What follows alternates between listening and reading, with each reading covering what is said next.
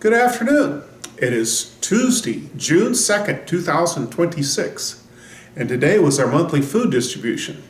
And in cooperation with Caring Ministries and our partner church, Iglesia Bautista Cristo Bien, we had 6 volunteers pack boxes yesterday. We had 8 volunteers help carry boxes to the cars today. We had 72 boxes that were distributed to 39 families and approximately 168 people. It is good to be a part of a ministry that helps people and works with others. You know, Jesus often took everyday tragic circumstances and turned them into teachable moments. In today's passage, we see a funeral procession for a child, a tragic situation. The parents are not supposed to outlive their children, and a crowd of grieving mourners set the scene. In Luke chapter 7, verses 11 through 17, and I'm reading from the New Living Translation, 2nd edition, it says, "Soon afterward, Jesus went with his disciples to the village of Nain, and a large crowd followed him.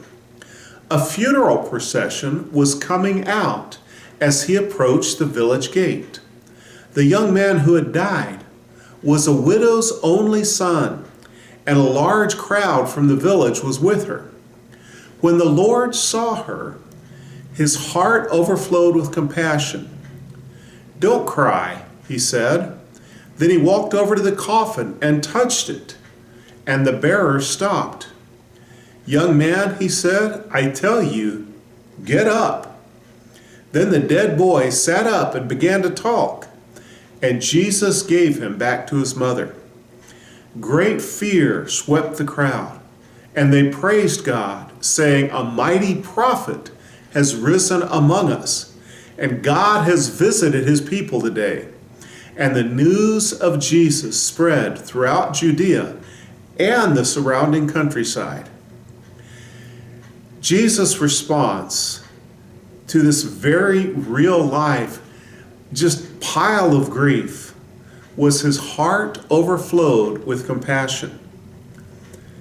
Most of us, if we saw a similar situation, would be curious about who it was, wondering if we knew them.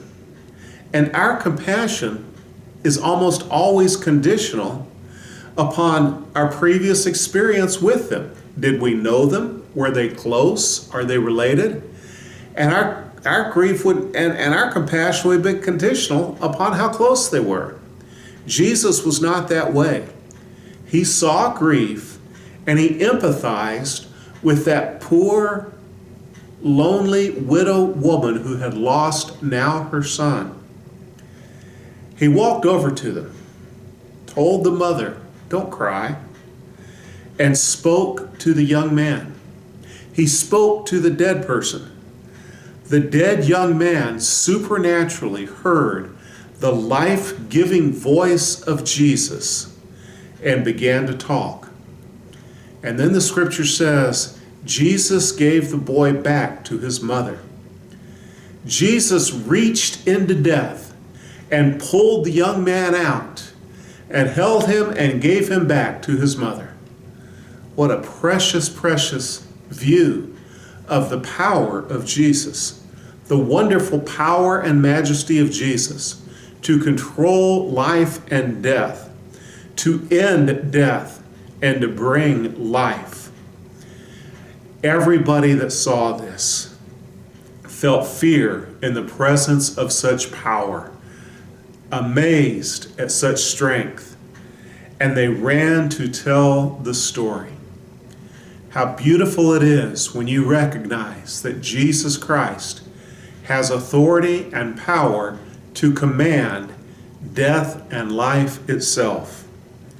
May you and I tell the story of Jesus, who holds the power of life and death this week.